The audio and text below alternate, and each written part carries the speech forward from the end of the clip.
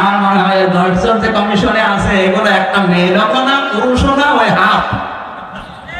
এই জন্য উল্টা পাল্টা রিপোর্ট দিয়েছে।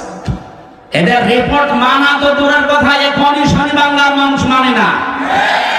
কথা বলেন না কেন?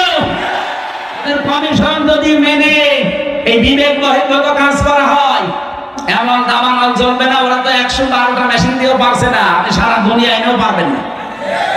আমি ইঙ্গিত দিলাম, আশা করি আপনি বুঝেছেন।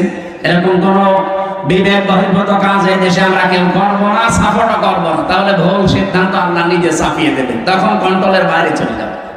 আল্লাহ আমাদের হেফাজত করুন। আমরা বলছিলাম দিন যতটুকু আছে এতটুকু টিকিয়ে রাখা লাগবে। এটা একটা আনাকিমুদ্দিন, পূর্ণাঙ্গ যতদিন কায়েম না হয়। যেহেতু এই দেশে এখনো অলিমার সিস্টেম নেই, না আছে আছে কিছু কিছু জায়গায়। স্যার আপনি কি অলিমা করেছেন? আমি একজন করি, এছাড়া অনেক করি।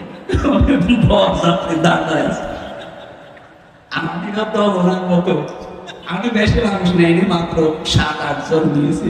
শ্বশুরকে বলেছি দরকার 170 জন খাওয়াই দেবো। এই সময় তো বুঝতাম না। না, আমরা এখন যেহেতু বুঝে ফেলেছি এই সিস্টেম, এখন মেয়ের বাপের উপরে জুলুম বন্ধ করা লাগবে। এখন থেকে আমার অলিমা শুরু হবে। বরযাত্রী খাওয়া কি জায়েজ নেই। আমার মেয়ের বাবা খাওয়াতে, কেউ মেয়ের বাবা এমন পাগল আছে যে আপনার মতো 500 পাগলকে খাওয়াবে? আমি বারবার কথা বলছি, কেন আমার মেয়ে 3টা, আমার বাসা লাগবে না। একটু ট্রেনে করলাম, অন্তত যাদের ছেলে আছে তারা এখন বুঝতে পারবে। আমি তো বেঁচে যাব। মেয়ের বাবার অনেক সম্মান। নবীজি বলেন কেউ মেয়ের বাবাকে ছোট চোখে দেখবা না, মেয়ের বাবাকে খারাপ কথাও বলবা না, কারণ আমি নবী মুহাম্মদ রাসূলুল্লাহ নিজে মেয়েদের বাবা। সুবহানাল্লাহ বলতে পারেন না? কোন ঘরে যদি একটা মেয়ে লোক আসে, সঙ্গে সঙ্গে 4 জন ফেরেশতা চলে আসে। কোন পরিবারে একটা ছেলে এসেছে, সঙ্গে সঙ্গে একটা ফেরেশতা আসবে, এই কথা হবে। আর 4 জন রহমতের ফেরেশতা এসে মেয়েটার মাথায় হাত বুলিয়ে বলে, এটা দুর্বল দেহ থেকে এসেছে।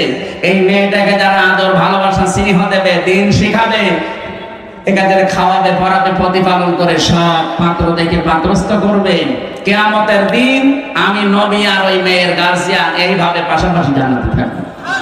কোন ছেলের ব্যাপারে এমন কথা হাদিসে আছে নেই। এই জন্য মেয়ে বলে যারা রাগ করেন, মন খারাপ করেন, করবেন না ভাই। আমি নিজের সহ যাদের মেয়ে আছে, আমরা খুশি হব যে আল্লাহ আমাকে দয়া করে জান্নাতের অধিকারী বানিয়েছেন। বলেন সুবহানাল্লাহ।